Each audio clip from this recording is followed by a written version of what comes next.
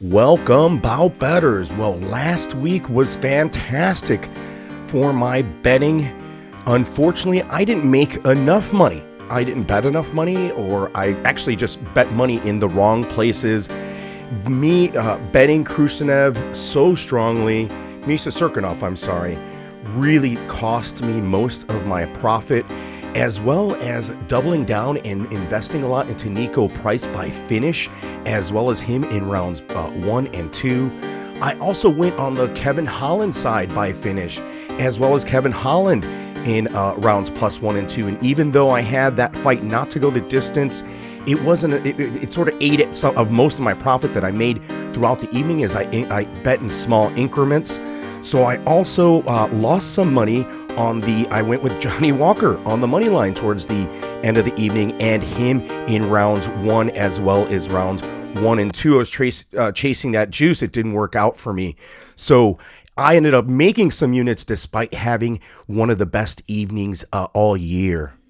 It's a little painful to review as I cashed every ticket that evening up until the Misha Serkinov, Krzysztof Jotko bout.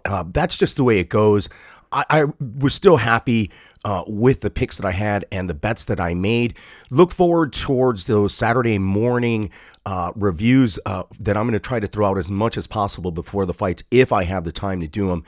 This weekend, not an easy card, not an easy fight to pick. Mackenzie Dern, a -155 favorite. She actually flipped even a stronger favorite to -167 as I was recording this. A favorite over Mariana Rodriguez at +135. And this is a contender's bout and certainly the highest level fight on the card. We have the groomed grappling phenom at 28 years old against the Brazilian striking machine in Mariana Rodriguez. This is a close match on paper and a very, very close match, according even to the odds makers. I don't know why people are flipping on to Dern and probably trying to stack her into a parlay piece. I would stay away from this. This should be a 50-50 bout, a grappler versus striker match. The differentials here are not that drastic.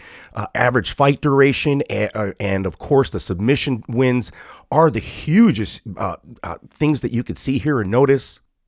Both women like to spend a lot of time at distance. That's because Rodriguez likes to crack from the outside, and Dern is just avoiding strikes from fighters, looking for her opportunities to get a takedown. And despite not being a polished or statistically sound as Mariana, Dern is able to get off and land strikes, but she pays for them, even at distance where Mariana thrives, and Dern is also comfortable because she feels comfortable or safe defensively seeing the strikes coming. But this is where the fight is going to be determined. Just as Dern is willing to engage in a clinch to wrap up and try to grab Mariana is willing to let you get close the distance, and counter you as you come in. All of her opponents have to close distance because she does so much damage from the outside. Her opponents have attempted to take her down 32 times. Dern's offensive wrestling is what is probably her only fault. Her takedown accuracy isn't fantastic, but if we know and we will see what happens when Dern gets this to the ground. Her ground control is fabulous, but one takedown may not be enough. I think Mariana Rodriguez does have a good get-up game. She's accustomed to being controlled almost 29% time of her fights. That's amazing. Her 62% takedown defense is cumulative. That's not really good for her. Let's see how that develops over the time.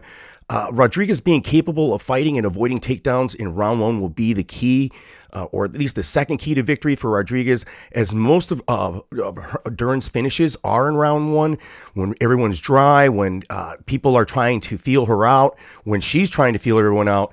That's when you slip and you fall, and she definitely takes advantage of those moments to try to win those out. When Dern can't get this to the ground, I don't think she'll be active enough on the feet to eke out Mariana Rodriguez. But Dern with Jason Parillo has been put in a lot of time. We have seen her. I've seen her on with those Big Boy on YouTube, this rapper guy, and everyone over there at Ruka. And Dern is always in the background. She is always working on her strikes when we see these things on YouTube. And that scares me because maybe she has enough right now to be competitive on the feet. Yes, she'll get cracked, but Dern has that fighting will and that spirit. Just don't let that beauty dissuade you. Mariana's advantages are defense as well as her striking power and just the way she's able to inflict damage cumulatively. Dern is a growing favorite because of the grappling path to victory. I don't think she's parlayable at minus 167. This should be, like I've mentioned, an even money bout. Let's see how chalky the not to go distance prop is. If you are on Dern or want to hedge a prop bet on Dern by sub, I doubt that's going to be meaty. I think all the betting value will be on Mariana Rodriguez. It's hard for me not to back a fighter who has a slight defensive advantage, as you could tell from this diagram here that was from, I have the link in the description. It's from Nate LaShaw.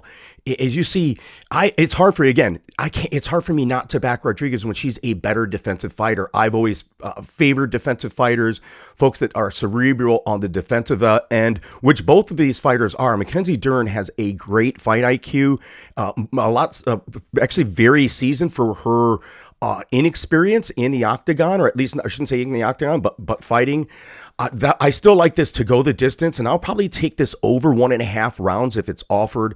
I lean on Mariano, that KO prop in rounds 2 or 3, or just by KO, and we'll see what that is going to be priced at. This is going to be a fantastic bout. I look forward to it just as a fan, but I might here on either side. I'm not committed yet, and it seems like you almost need to be committed soon because that money is coming in on Dern. I think that's a little unnecessary, but it's just going to pile me on maybe towards Rodriguez, and we'll play it out. I might not bet as much money this weekend, so if I make even one play and it ends up being my max bet and I lose it, that's okay. I won't worry about that. I really feel that this is going to be a good fight for your money, either side that you take, or if you take the right prop or something like that. So like and subscribe. Thank you so very much, D-Rest for the music, Nathaniel Shaw for the statistics, the notification button. Like and subscribe.